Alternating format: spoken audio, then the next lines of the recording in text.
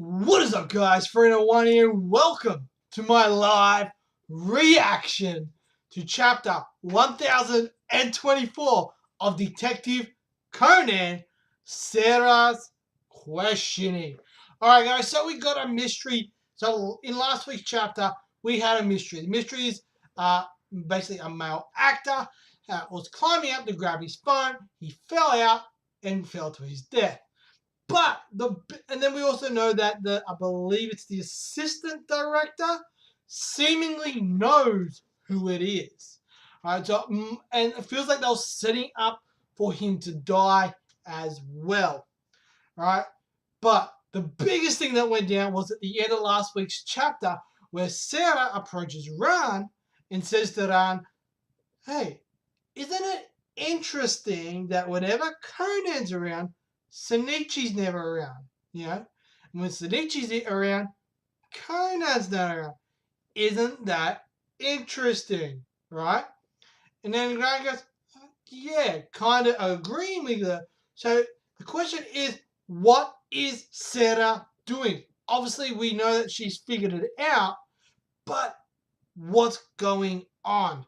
But anyway, guys, let's get into this week's chapter. We're starting with Shinichi, Kono, and Sera on the front page. As always, guys, if you want to follow along, bring up the manga on your PC, tablet, whatever it is you read your manga on. Bring it up, follow along with me. Let's get straight into this week's chapter, guys. File 1024, Sera's Questioning. Conan, Shinichi is cornered. How is Conan going to get out of this? Okay. Well then, I'll ask you frankly. Sera, who's suspicious of Conan's real identity, has finally started questioning Ran. Okay, so that's what's going on. Well then, I'll ask you frankly.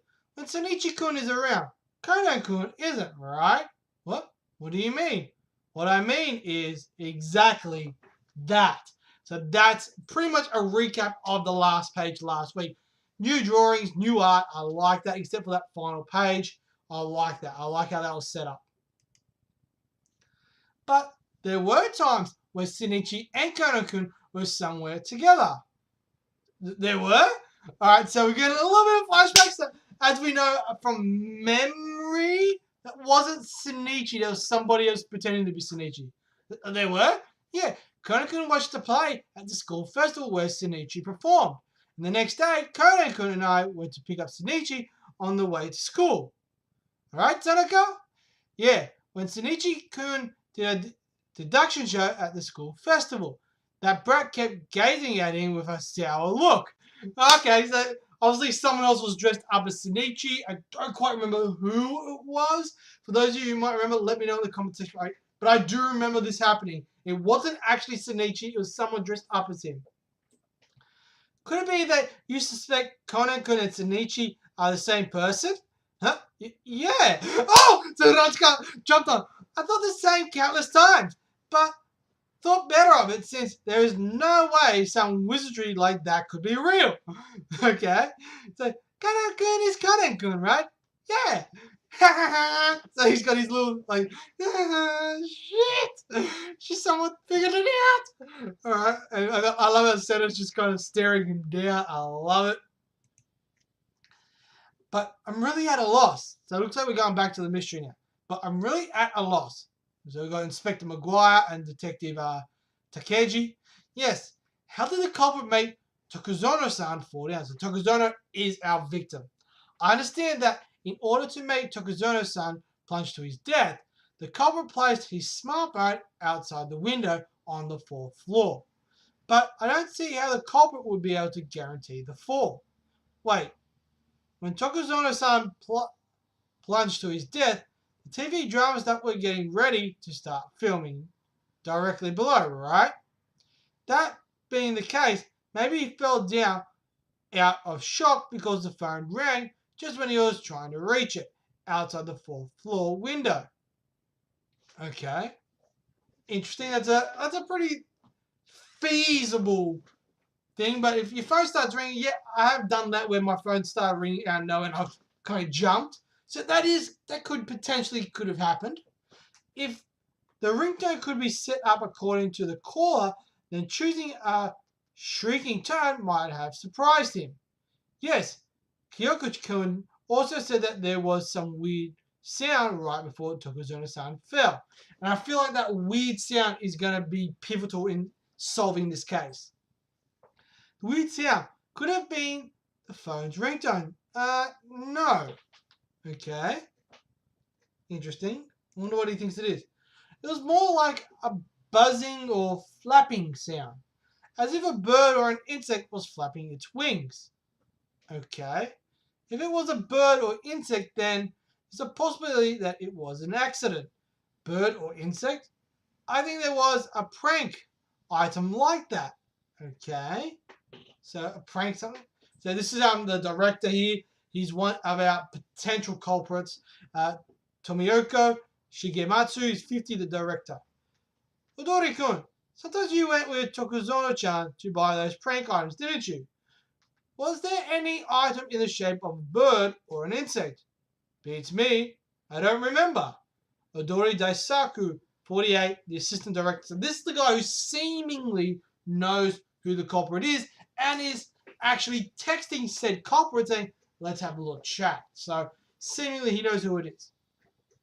More importantly, what are we going to do about the rest of the filming?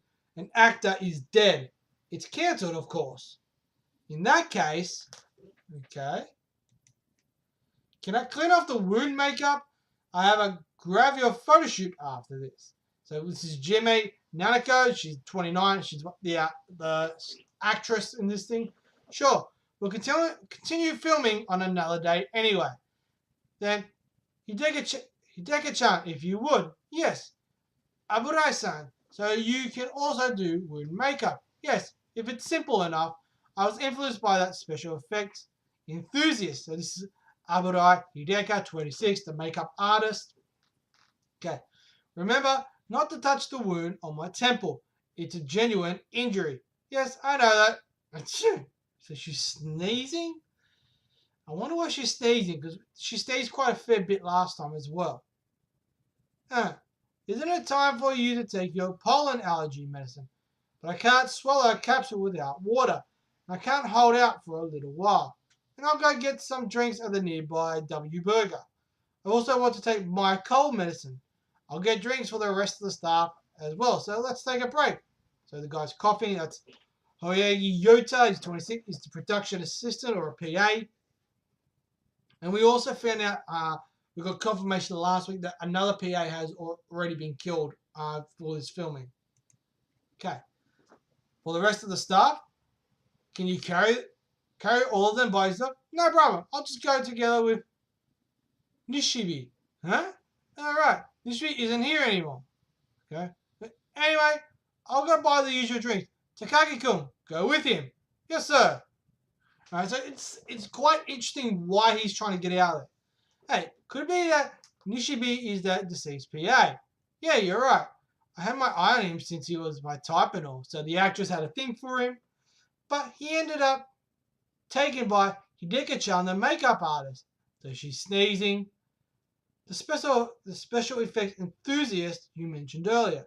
Yeah, he and Hoegi-kun, the PA, who went to buy drinks just now, were special effects buddies. He shared a hometown with director Tomoka.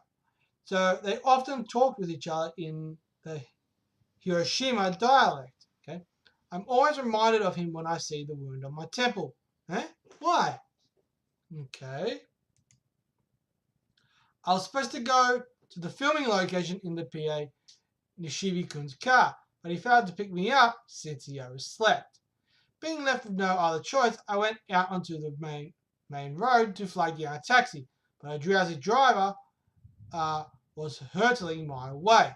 When I tried to evade him, my head slammed against the poster box next to me and I lost consciousness. Okay, so that's why she has that bruise on her head. When I woke up, I was in a hospital bed, and Nishibi-san was sleeping in a chair next to me with both of his hands stained red. It seems he had arrived but late and had taken me to the hospital. With his hands stained red, I was bleeding heavily from my temple and needed 4 stitches. He kept applying pressure to the wound with his handkerchief until we got here. I'm very sorry about back then. He overslept because he was watching a DVD with me until late at night. It's all in the past. It isn't a big wound anyway. Okay, that seems interesting. It's weird that they bring him back up again, but they have talked about him in the past. But the guy really regretted the incident since he had caused a wound on the face of an actress of all people. To prank someone like that with a soap that squirts blood, of course he'd shriek like he was dying. No. No, sorry. Okay. Interesting. So he's saying that this Nishibi guy was the one behind the soap prank, not Tokuzono-san. Okay. I got a feeling that soap prank, it has a big thing. I'm going to turn this light on quickly. There, because it's quite dark outside. We're getting a bit of a storm here where I live. But anyway, as I was saying, I believe one of the reasons was that, and it's kind of hinting to me that she's behind it, the actress is behind it, because as we know, to prank someone like that with a soap that squirts blood, of course he'd shriek like he was dying. Okay, so either Nishibi was one pranked or he was the one doing the pranking. Okay, not quite sure yet. But to me, it feels like it's setting up that the actress is the one behind it. I've got the drinks. In the end, I had to rely on the detective to help me carry them back. Thank you. Who had which drink again? I'll help you. The iced coffee is for me. Here's the milk, gome syrup, and straw. The iced tea is Aburo-san's, right? Yes. This is troublesome. Don't worry about it. Just take one by yourself, huh? I'll take coffee. Coffee. Is there any ginger ale? Wait! So the PA's kind of freaking out a little bit. Looks like he's a little bit OCD. Banana strawberry shake and the peach melon shake are Odori-san and Jime-san, so please don't take them. The same old, the AD always, the AD always takes. You're also having a shake, Jime-san. Yeah, I was in the mood for it just now, so I texted Hoegi-kun to buy me one. But even looking inside, there's no way to distinguish them. In a case like this, I'll just have to take a small sip. It can't be helped. So she takes a sip. This one is peach melon. So it's the assistant director Odori-san's. Geez, drink has a sticker on the back to allow you to distinguish them, you know. Huh? There aren't enough straws? Oh, I'm not using mine. You can give it to the AD. Okay. So it looks like they're setting something up here. I'll take it to him. Alright. I have something to discuss with him anyway. Alright, so it looks like interesting. Hey Odori-kun, here's your usual shake. Thank you, Director. You sure like that drink, huh? Yes, once I had a sip, I was hooked. Would you like to taste it? No, I'm good. Okay. Hey, what was it you wanted to discuss? You mentioned that earlier, right? It's about the substitute for the late Tokuzono-chan. Okay. We'll talk later. Beep, beep. Okay, and then he's got the okay. When shall we talk? Okay, so it looks like everything's kind of linking up now. So impatient. Okay, this is interesting. What? Okay, what's going on? Odori-kun, are you okay? What kind of prank is this? You're joking, aren't you? So everyone's kind of like laughing at him. Move aside. Unsent from his mouth. A hydrocyanic poison. You better not touch that, huh? This is most likely a murder by poison. What? Right, Sera no Ni-chan? Yeah. So it looks like Sera and that has figured it out. What? There was no trace of poison, for sure. Yes, there's no doubt that Odori-san drank a hydrocyanic poison and died, but there was no trace of poison in either the shake or the straw that he drank from when he died. Could it be that the cup with the shake was secretly switched during the commotion when Odori-san collapsed? No, it's been confirmed that the cup contained peach melon shake. Then maybe just the poison-laced straw was switched. I don't believe that's possible. If the culprit pulled the straw out in a hurry, the liquid would surely spill out onto the lid, And it's not like they'd have had the spare time to carefully remove the straw without spillage. Then how could the poison? The remaining option is Odori-san took the poison himself after preparing it beforehand. Suicide? Why would he? Could it be he was the one who killed Tokuzono-san? I see. So he couldn't endure the cure. No way. We'll have to investigate it further. Hey, is that everything that Odori-san had on him? Yeah. Okay. I doubt it was suicide. What's that? The one that looks like a butterfly. It was found in his trousers pocket, precociously wrapped in a handkerchief. What on earth is that thing? A baffling object amidst the deceased belongings. Is it a clue for the case? So they were talking about that earlier on. But anyway, guys, look, just hang on a second and we'll jump straight into the review. Alright, guys, so chapter 1024, Sera's questioning. We pick up where we left off last week with Sera somewhat confronting Ran on the question of it Conan and Shinichi the exact same person. As we know, that is true, but Sera seems to be picking up on this.